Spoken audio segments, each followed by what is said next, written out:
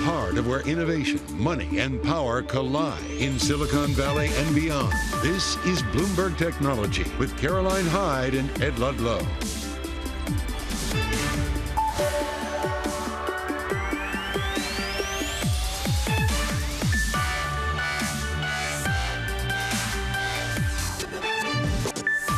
I'm Caroline Hyde at Bloomberg's world headquarters in New York.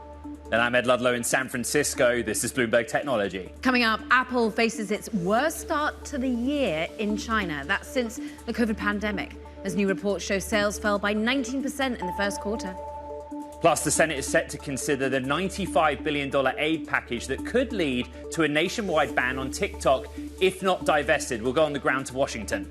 And we push ahead to Tesla earnings after the bell as investors brace for Musk to nix the rollout of a cheaper model and refocus on developing a robo-tax, shares already suffering their longest rout since 2022. We'll discuss that and so much more throughout this hour. But even as we sit with much anticipation of the earnings to come, we managed to see some risk appetite in the market today. Maybe the bad news is good news from a macro perspective today. Maybe some of that business activity actually cooling off more than the market anticipated means, well, we decide to go into equities as we think the Federal Reserve maybe has more space to be cutting in the second half of the year.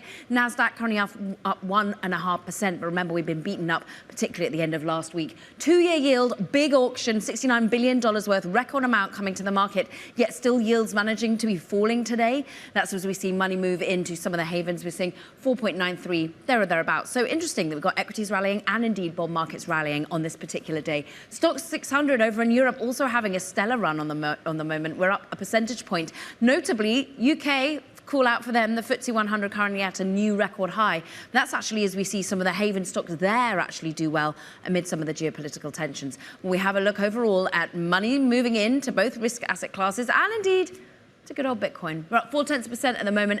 We're currently at 66,849, so well off the highs, but still money coming in despite a relatively strong dollar. Ed, what have you got coming up on the micro?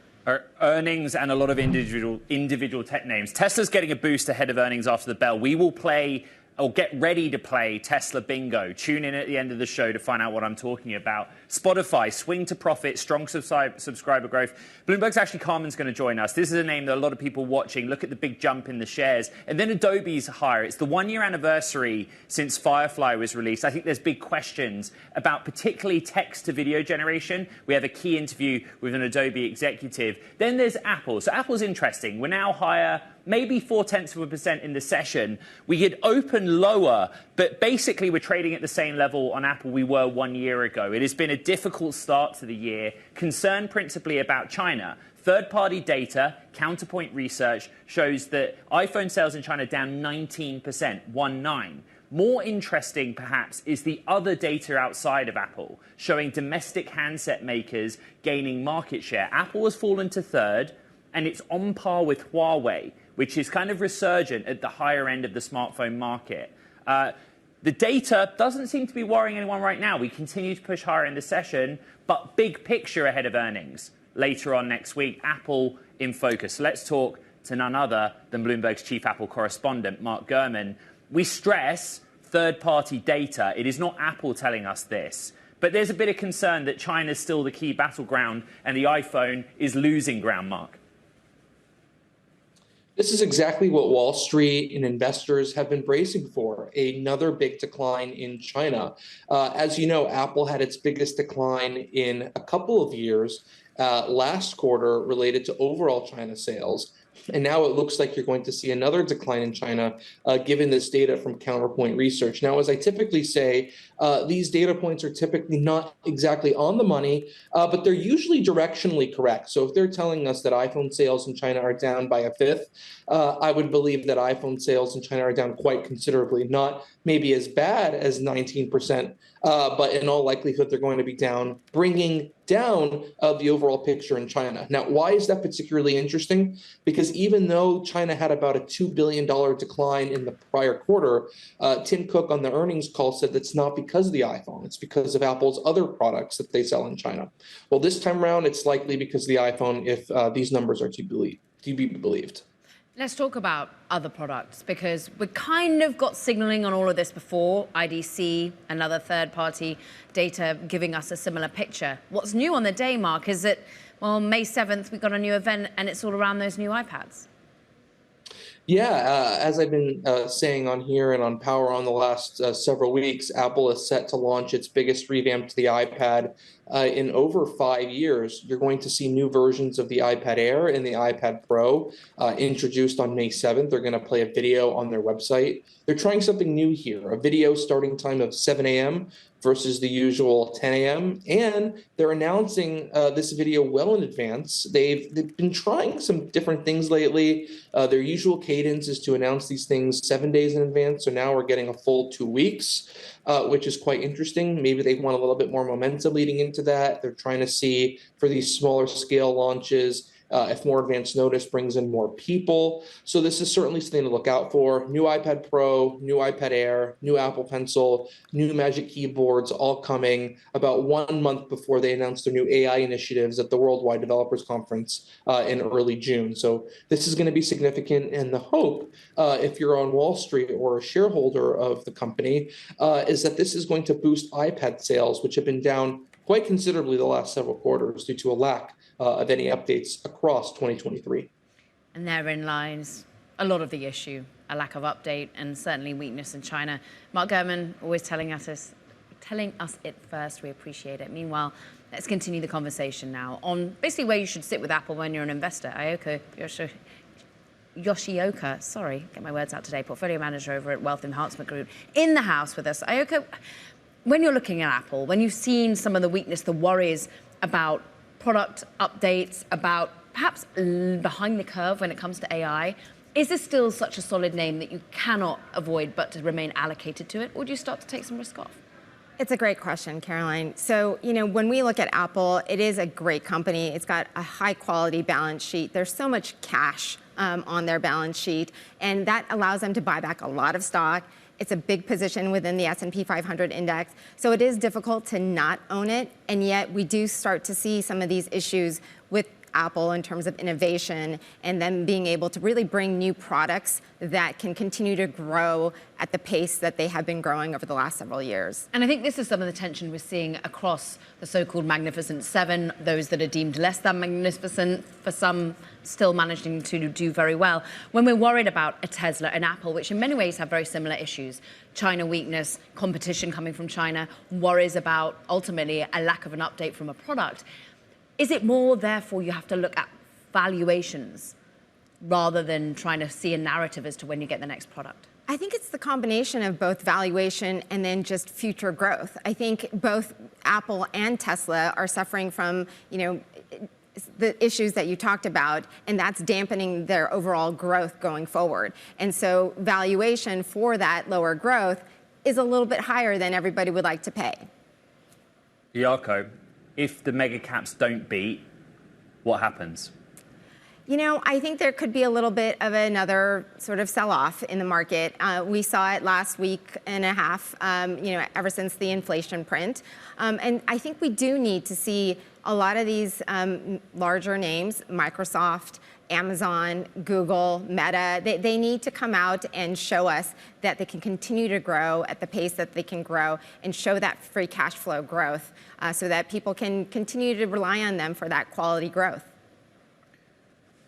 Do you get the sense, Eriko, this is the quarter where we look past the AI hype and we start again to look at fundamentals? Did you have earnings growth?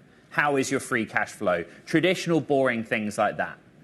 I think it's going to be a combination of both, Ed, in terms of, you have to produce those numbers. Those fundamentals are going to matter. But everybody wants to look at the future and say, well, can you continue to produce those quality numbers that we've seen? So AI continues to be, a tailwind that everybody wants to see production out of and further continuance of that revenue and earnings growth. When you are seeing such a run-up in big tech of late, how much are you thinking about the macro, thinking about the data that we got today? Oh, absolutely. I think the macro always contributes to the overall market narrative. The larger cap names just tend to be at the very top of the funnel per se. And they are technically those long duration assets that everybody likes to talk about and are most impacted by higher interest rates. And so they are a crucial part of how we look at the overall macro as well as the individual stocks. Let's do a case study, which is Spotify. It's an interesting subscriber and ad-based platform, profit and user growth. What does that tell you? You know, Spotify's been on quite a tear over the last year. They've really focused on managing costs. And, you know, as, everybody's seen with the results, those gross margin numbers were really eye-popping. You know, seeing those, the guidance for gross margin to continue higher at 28% next quarter is definitely something that we can continue to see with Spotify really, generating that revenue and the earnings growth and managing the costs while they do that. The stock on track for its biggest jump since October 2019. Oyuko Yoshioka, Portfolio Manager at Wealth Enhancement Group. Thank you. Coming up on Bloomberg Technology, we talk Spotify. Shares jumping most, as I just said, since October of 2019. We're going to go very detailed on the report with Bloomberg's Ashley Carman. That's next. This is Bloomberg Technology.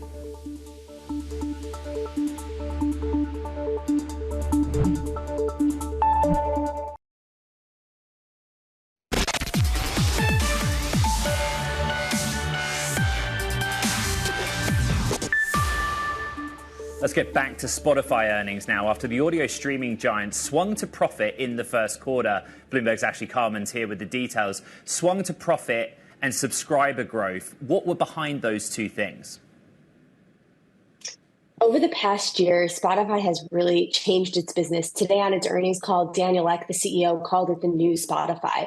They reduced their costs significantly, particularly in their podcast business, which had been weighing on margins, and they've reduced their costs. They unfortunately did have to reduce their headcount quite a bit, but we're seeing that play out in that first quarter earnings for sure. I mean, phenomenal move in shares, Ashley, and yet still some of the forecasts may be behind where the market had anticipated. Is this just such a feel-good factor around profitability finally? Yeah, I think the investors are really thrilled to see that they're still growing their user base and their subscribers, that profitability. And I mean, it's worth noting that this is all happening while they've reduced the number of people working from them, as well as increasing prices around the world with more price increases to come. So I think investors are just feeling like there's a lot of opportunity here for them to continue growing and squeezing more revenue out of their users. Something that happened in the current period was Taylor Swift happened. I know, I listened to the entire thing on Friday. Did they talk about that? They did not. They did not talk about Taylor Swift, though I wish. But more what they perhaps are talking about is their focus on audio from the book's perspective. Sure, they've been pulling back in podcasting, but they still kept their heavy hitters. I think of Joe Rogan. But what then of the ability to charge more for audiobooks in full, Ashley? That seems to be working. Yes. So we had reported this last week, but Daniel Ek also mentioned this on the call today, that basically, they introduced 15 hours of audiobook listening to subscribers in certain parts of the world. And of those users who have had the ability to play audiobooks, 25% of them have taken advantage of that offering. So what they're really seeing is adoption. And what they can do with that adoption, I mean, they could charge more. They can break out this audiobooks only tier, which they launched. I think it's giving them a lot of room to potentially play with the different subscription tiers. Once again, giving them flexibility with their users and the revenue that they can get from them. There's the opportunity. Investors love it. Ashley Carman, thanks so much for coming on, talking us through what is a key mover today. Meanwhile, sticking with earnings and those that are companies over in Europe, SAP says its current cloud backlog saw its fastest growth on record. This comes as Europe's biggest software firm is actually seeking to migrate customers from its legacy on-premise software to the cloud, where, of course, it gets to offer business AI services to sweeten that deal. We spoke to the CFO a little earlier today. The advent of AI has clearly propelled the story of the transformation to the cloud to move our customers from their on-prem installations onto cloud, resulting in an uptick on a constant currency basis. And all that is driven really by the core offering we have in the cloud, which is called the Cloud ERP Suite. That offering has actually generated in excess of 30% growth for 9 quarters in a row now.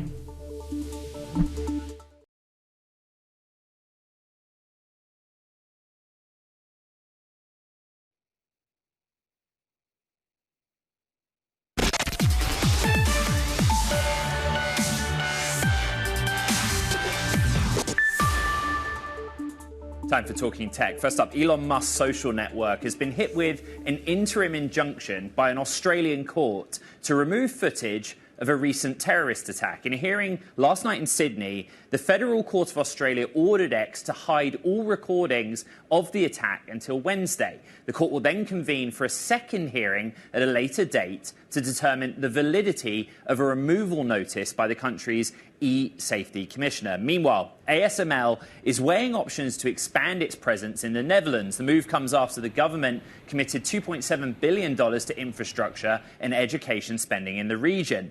The company said it signed a letter of intent, and the final decision is subject to ironing out a few crucial points. And Perplexity AI has raised about $63 million in a new funding round that values the company at more than $1 billion. Perplexity offers an AI chatbot that summarizes search results, lists citations for its answers, and helps users refine their queries to get the best responses. The financing doubles Perplexity's valuation from just 3 months ago. Caroline. AI still so hot. Let's talk about AI in the context of Adobe now, because it's bringing more generative AI tools to Photoshop, powered by its Adobe Firefly Image 3 foundation model. Joining us now from their Max Creativity Conference over in London, David Wanwani, Adobe Digital Media President. Welcome. And, how is this incentivizing clients to pay more for Adobe? How are you seeing generative AI really bring about a revenue increase for the business?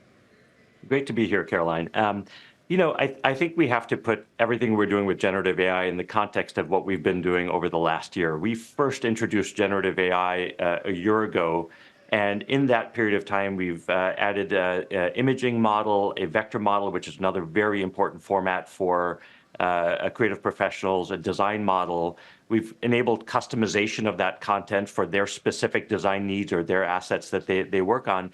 And we've exposed that in Photoshop and our Creative Cloud applications. We've exposed it in Adobe Express for marketers and creative professionals and solopreneurs. And we've exposed it as APIs for a broad base of automation workflows. And what this has really done is it's supercharged content creation. If you're a creative pro, you can produce that content much more effectively and much more quickly.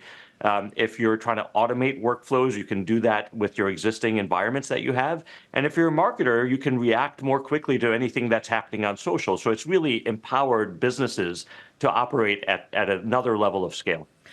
I want to talk about scale and the difficulty, ultimately, of feeding data into foundational models at the moment. You've just been unveiling sort of the new foundational model, and I'm interested as to what's going in, because what set you apart, particularly in the narrative of Adobe, is that you're safer because you are building basically upon your own data, your own, images that you own, your stock. But then there was some reporting from Bloomberg, ultimately, that you're having to use synthetic data, which is sometimes used from rival AI, image generators.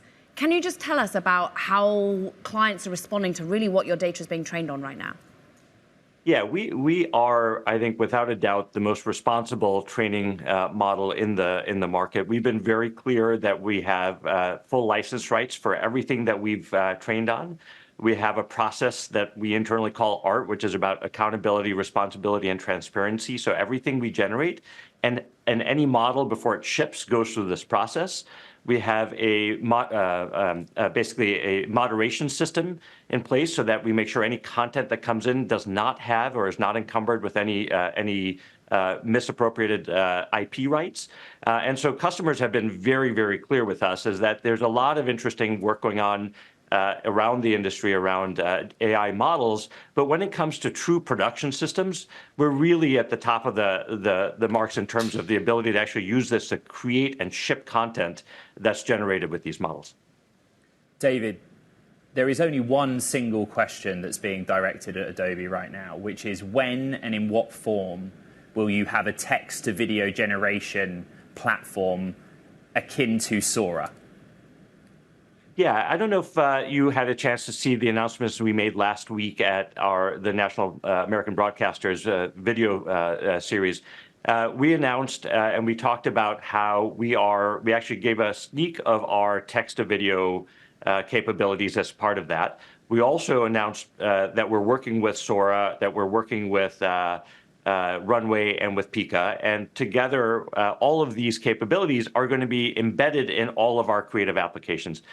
What's really exciting about all this text-to-video capability is that we have the ability now to look at this and say, all of this generative capabilities is analogous to more cameras in the world. And the more content that gets created, the more content comes into our systems for editing. We've also been just as clear, our technology for video, the architecture and the research that's gone into it is very similar to what you see out of Sora and others, and that we expect to have our model in market later this year.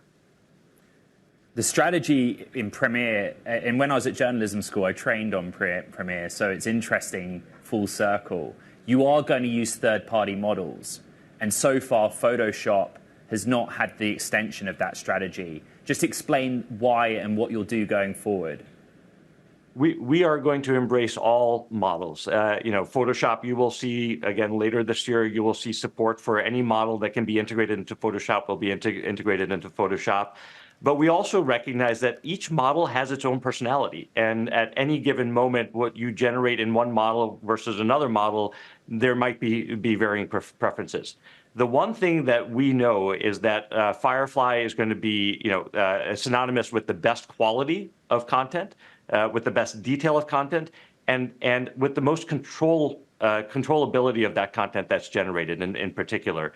And that means that whatever we create with Firefly can get more deeply embedded in our tools. As Caroline mentioned, we just had an enormous set of announcements in terms of dozens of new capabilities of AI generation embedded in our tools and workflows, and it's because of the way we build Firefly. But we are embracing third-party models, and we anticipate and expect to integrate those in our tools as well. David Wadhwani, Adobe Digital Media President. Great to have you on. We're marking 1 year, believe it or not, since Firefly. Appreciate it. Now, coming up on the show, all eyes are on TikTok's divest or ban bill. We'll discuss with Doug Kaladas, who's a former chief of staff to Senator Amy Klobuchar. We're getting closer to a 1 year timeline where TikTok will face divest or ban. How's that going to work? I don't think anyone knows the answer to that. Looking at shares also of General Motors, one of the movers to the upside today, earnings actually largely relating to their legacy combustion engine business. Truck sales doing well. Their initiatives in China not doing so well. Keep tracking GM. This is Bloomberg Technology.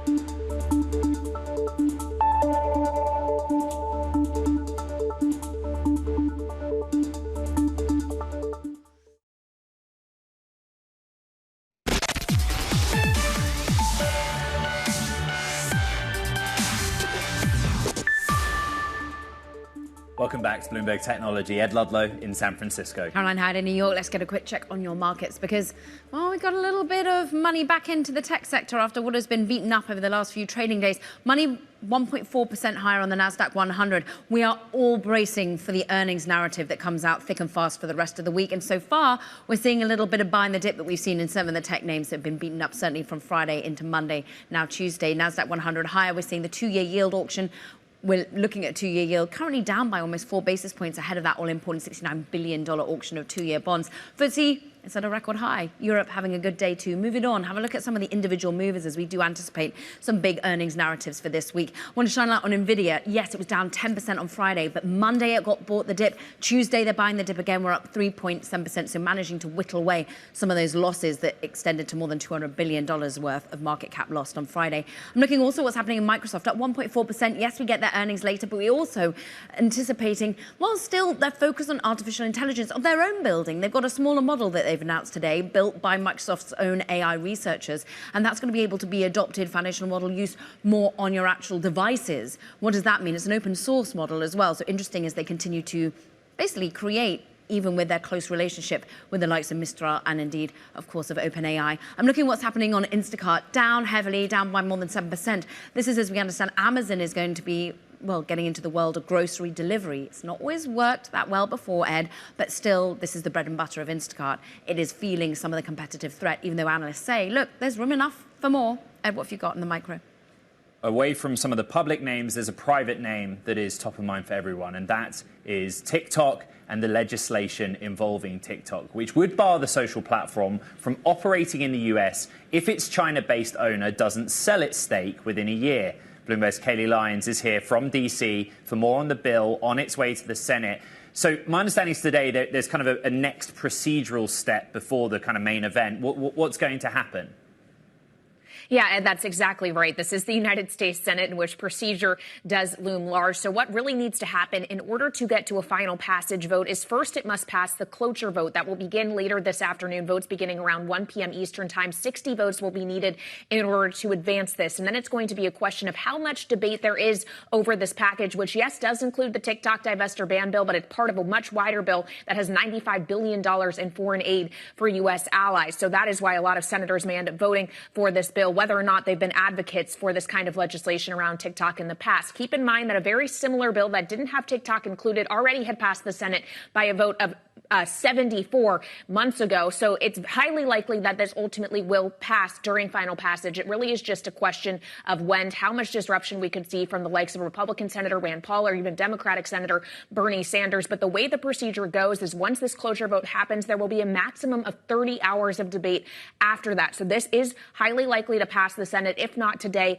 by Wednesday at the latest. It's worth keeping in mind that they are supposed to be on recess this week, so it's likely that a lot of senators are eager to get out of Washington and to go actually take their time off in their districts. But then, of course, it becomes a question of what happens after this gets President Biden's signature, because not only does this give TikTok potentially a year to work on this divestiture, it also, we understand, plans to fight this in court. There is likely to be a long legal battle that will play out, and then a lot of remaining questions, including whether or not China would actually sign off on any divestiture of ByteDance and the TikTok U.S. operation. What happens to the algorithm? Who would be able to buy this business without running into antitrust issues? A lot of questions will still remain after today, Caroline. Kayleigh, and I therefore ask a question on the sentiment you're hearing from the people you speak to on Capitol Hill about what this means for China and the US, what this means for other Chinese businesses looking to, continue to expand in the US. I think of PDD and Temu.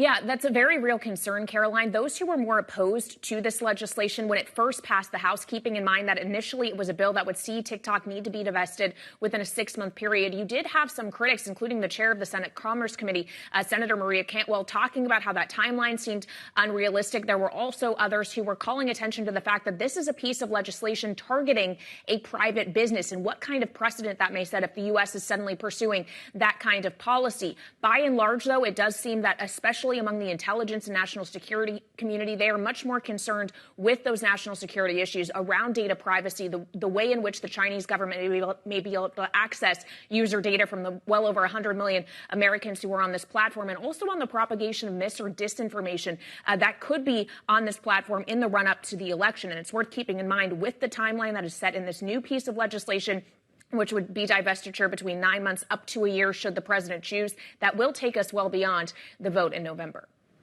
Articulately put, Kayleigh Lyons, with all the procedural events and indeed what this has impact longer term. We thank you. Let's get more of a deep dive on all of this. Doug Kalidas is with us. He's former chief of staff to Senator Amy Klobuchar and now a fellow at the Harvard Belfer Center, where he focuses on U.S. tech policy. In particular, you're thinking around thoughtful AI policy with Americans' responsible innovation. Doug, I'm interested as to the nuance here of promoting innovation at the same time as promoting safety. And will this ultimately see less social media competition here in the US? And what does that mean for innovation? I think the TikTok is really a unique case. It's a case where we're looking at, most policymakers want to foster competition. They also have great respect for First Amendment rights of free expression. But on both sides of the aisle, you've seen the argument made that TikTok is a unique national security threat. And I think when the intelligence community comes together and makes the case that this is a step that needs to be taken for national security, policymakers by and large will listen. I also think it's likely that this type of ban will hold up in the courts for that very reason, but time will tell. Doug, in the divest and ban, let's go with the ban scenario. You are a student of US technology policy. You have a CV that shows you understand the organs of government. You explain to me how you get 150 million Americans to not use TikTok in a 12-month timeline. You know, the way that the legislation works, it wouldn't be an immediate on-off switch. You would have the App Store be unable to update the app, and what makes TikTok so great is that it's so user-friendly. So over time, it would degrade, and people would move to other things. I agree that if there is no divestiture and this moves to a ban, there would be a large public outcry. But I believe that Congress will be able to make the case, okay, we gave a full year of notice, we made it so everything was in place for a divestiture. And they've tried to make this painfully clear. And if there isn't a divestiture, the question is why? I think there will definitely be buyers. There may be antitrust concerns, but I believe that antitrust regulators will be cognizant of the fact that this is a forced sale and really try to be conducive to making it happen. It seems likely that the Chinese government has said that they are not going to be okay with this and they're going to stand in the way. And if the Chinese Communist Party is standing in the way of a divestiture, then I think that just makes the case for the law even more clear. And Congress really will have wind at its back in terms of public opinion. But I agree, it could be messy. There are a lot of people who really rely on TikTok for their livelihood. And if there isn't a divestiture and a ban goes through, there's going to be a lot of pain. But there are other options. And I think this is something that Congress believes is worth it in the long run, even though it could be difficult. Doug, talk to us about the other options and whether there are enough of them. Some of the sudden question marks about how swiftly a potential ban or divest would go through was because former President Trump suddenly started highlighting concerns around Meta ultimately becoming more powerful in his mind's eye without a TikTok. Is that a concern for you? Do you think there's enough competition out there? Do you think just more will be bred? That is a concern. I believe that with Instagram and with Facebook, Meta really does have, a major position here, and they will be well poised to consolidate control if TikTok is taken off the table. And I think that's something that a lot of policymakers don't want to see. But here, because of the national security concerns, they're willing to countenance that possibly happening. There are other also, competitors in the space. We could see things spring up. I think that, TikTok's really became a phenomenon because its algorithm is so good and it gave users what they wanted. But that's not secret now. I mean, the algorithm itself is secret, but what they're using to try to drive engagement and really make it fun and easy to use and very social are things that other social platforms can copy now. And if TikTok were no longer a competitor, then I think you would see other apps spring up to try to do the same thing. Doug, finally, go back to your experience of advising a senator. Put that hat on. What is the benefit to a lawmaker going strong on the anti-China rationale of doing this if their constituents are saying, hey, I love TikTok, I use TikTok? They have to then go back and explain why they're doing this, all told, ahead of an election cycle. You're right, that's difficult. And I think the reason it works is because the leading lawmakers all held hands and said this is something we really care about. The bill came through the House committee unanimously with no one opposing. That almost never happens, and that shows how broad the support is. The vote in the House was very strong. You had some members on the far right and the far left who opposed, but most of them voted for it. And you're going to see a similar thing here in the Senate. And, if there's one thing that lawmakers like, it's political cover. And when they can actually hold hands and do something difficult all together, it makes it much easier for each one of them to go back to their district and sell it to the constituents as something that needed to be done. From the political to the tech policy, Doug, I think you are well placed to explain all of that to us. Doug Kaladas, Harvard Belfer Center Fellow, of course, Chief of Staff for Amy Klobuchar previously. Okay, coming up, Apple sales in China slide in the country as the company faces its worst start to the year since COVID. That's according to some third-party data. We'll talk about that again next. Karen. Let's just look at shares of other social media companies right now, Trump Media and Technology in particular. Now, we understand the blank check deal has brought Donald Trump's media startup public. It's now going to give him another $1.3 billion in stock after meeting certain targets. Now, these sorts of sweeteners, they're common as part of these special purpose acquisition companies, these SPAC deals. But ultimately, with 36 million in additional shares earmarked for him, bring a total position to nearly 115 million shares, currently down by some 9% on Trump Media and Tech. This is Bloomberg Technology.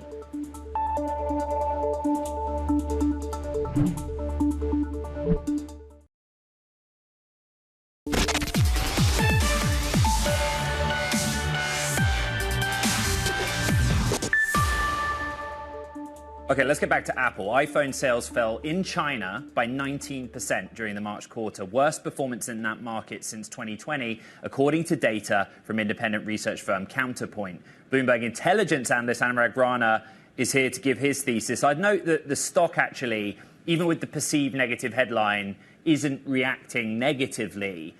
I guess maybe that's because it's a situation we've been aware of for a little while.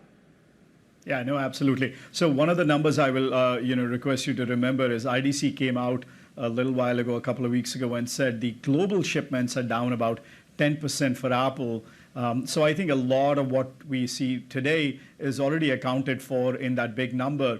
So it's going to be fun to see what happens next week when Apple reports. And our eyes are mostly on the guidance for 3Q or the next quarter, more than what's happening in the current quarter.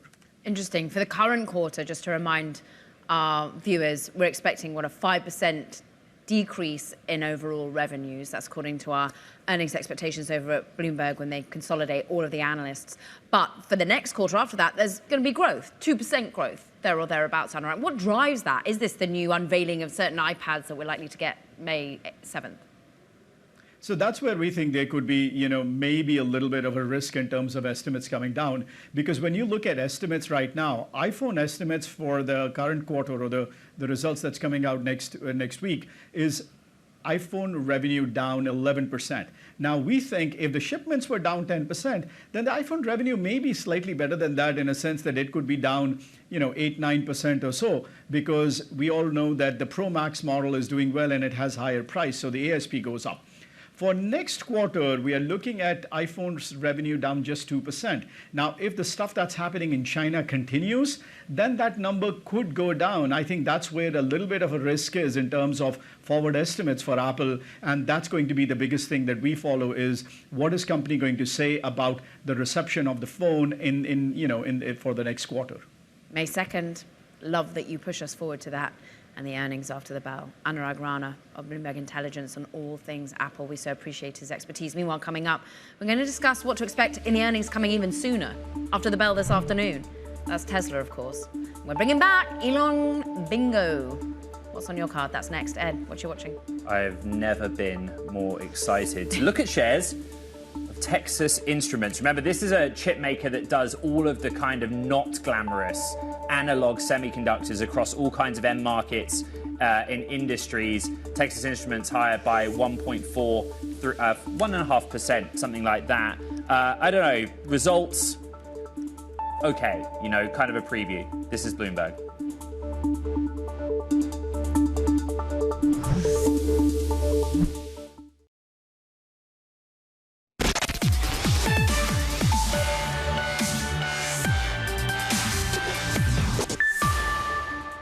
Quick news story. Elon Musk's social platform X is launching a TV app, pushing deeper into video as it takes on the likes of YouTube. X didn't confirm a date for the platform's release, but said it would be, quote, coming soon to most smart TVs. The company also talked about the ability to cast video from smartphones to bigger TV screens through the app, a move that, of course, Google and Amazon have made in recent months as well. Caroline. Yeah, let's stick on all things Elon Musk for a moment. It's time for Tesla earnings bingo card game from the Elon Inc. podcast team over at Business Week. And here with us for more, none other than Bloomberg Business Week's Max Chafkin. We're doing it again. You did it in the previous earnings, and there were all sorts of fun things that you had to sort of shout bingo, whether he's saying Union, whether he's saying Tesla is an AI company, whether he's saying Dojo. This time, I'm pretty sure robotaxi is going to be one of those key bingo words. Robotaxi is there. We've got a few others. We've got horse up there. I believe it's in 01, which is a reference to the fact that Elon said owning a non-robotaxi will be like owning a horse in 15 years. We'll see if he says that on the earnings call. It should be, obviously this is a huge earnings day for Tesla. A lot of dark news going on, but we're trying to keep it light. Max, I think we should be honest with the audience that you and I have come in for a bit of stick on social media about some of the selections we made. That's okay. This is specific to this earnings call. You and I have been trying to guess the likely outcome, the row your thinking right now, please. Well, I think you gotta look at the central square. That's the free space, of course, for regular bingo players. I think the end line going down looks pretty promising. You've got interest rates, obviously been a huge issue. Grok, Elon Musk has mentioned the possibility of integrating Twitter's AI assistant in the Tesla cars. Reasonably optimistic. He says that all the time. And of course, advertising, which has been a big issue for Tesla late because they've had these demand challenges. So that's my pick. Your pick. I mean, I want to know how close anyone came last time. It wasn't an out-and-out win on some of the choices. Which ones are you a little bit more concerned that might not coming up? We got pretty close last time. I think in a good bingo game, you don't want it to be a gimme. You want a little bit of tension. I think balls to the wall, which was Elon Musk's phrase for how they're approaching robotaxi. I would be surprised if that appears during this earnings call, although Elon Musk loves these kind of extremely hardcore, these metaphors that convey just how hard he's pushing, so you never know. That would be I-5 for those who are playing at home, by the way. Okay, let's look at the bingo card a final time, but there is a serious point to this, that actually investors have a lot of questions, and there is a lot of unknown. You and I tried to go over this on the Elon Inc. podcast due out this afternoon, and robotaxi is at the heart of it. I get the sense, Max, that Musk has been busy for a few months. He's come back to Tesla, and he's decided to focus, having realized that things weren't to his liking at that company. Your take, please. Yeah, absolutely. I think that is certainly what's going on. I mean, just looking at his social media handle, you can see that his attention has been elsewhere. And it's, it's understandable that he'd come back or sort of snap into focus and see a company that in many ways seems to be in crisis. We've seen the stock fall pretty dramatically over the first few months of the year. These huge issues with inventory piling up, questions about demand. So there are things to worry about. And he's leaning into robotaxis, as you said, Ed, because, of course, that is this kind of like huge bet, which Elon Musk likes, that could potentially turn this whole thing around, that could really separate Tesla from some of these other electric cars that are coming to market right now and that, people are getting excited about or are also getting good reviews. Max, for our millions of Bloomberg Technology audience members around the world, make the case for why they should follow us along during earnings and how they can follow along this evening. So you can follow along on the Bloomberg.com live blog, on the terminal. Ed and I will be playing this game, like crazy on social, and hopefully offering, while we have fun, offering some, half-decent commentary to help you process this. Because, of course, this is a huge company. This is a big issue. This is one of the largest companies in the world by market cap. And where Elon Musk goes from here is going to affect us all. So we'll be paying attention to that as well. Certainly with share prices so under pressure, to say the very least this year, all important for those investors. Bloomberg Business Week's Master African making light of what will be a very serious earnings call. The Elon Inc. podcast drops later today. Go check it out with our own Ed Ludlow on it. Meanwhile, some breaking news from you coming regarding TikTok. This is about, Ed, the EU focus on TikTok. Now, EU had issued TikTok basically 24 hours to be able to send over a risk assessment for its new app, that's TikTok Lite, which it had issued in Spain and France. Now, we understand that ByteDance says it has sent a TikTok Lite risk assessment report to the EU. All of this just highlighting the ongoing regulatory focus for this particular social media company that opened a new probe the EU had on Monday, basically threatening fines of up to 1% of total annual income if they didn't give a particular risk assessment for TikTok Lite. They say it potentially violated the bloc's new content law when it was launched overall. Remember, this is kind of like a less heavy from a memory perspective version of TikTok, but also it pays you to play, and there were some addiction worries coming from Thierry Breton over in the EU. So all eyes on TikTok later today here in the United States as well, that all-important discussion in the Senate. But for now, that does it for this edition of Bloomberg Technology. Don't forget to recap on the podcast. Earnings season's kicked off in earnest. I know we're very excited about the mega cap names and Tesla, but Spotify, my goodness, what a great report from Ashley Carman out of New York City. We're publishing the pod to Apple, Spotify, iHeart, and of course, all of the Bloomberg platforms. From San Francisco and New York City, this is Bloomberg Technology.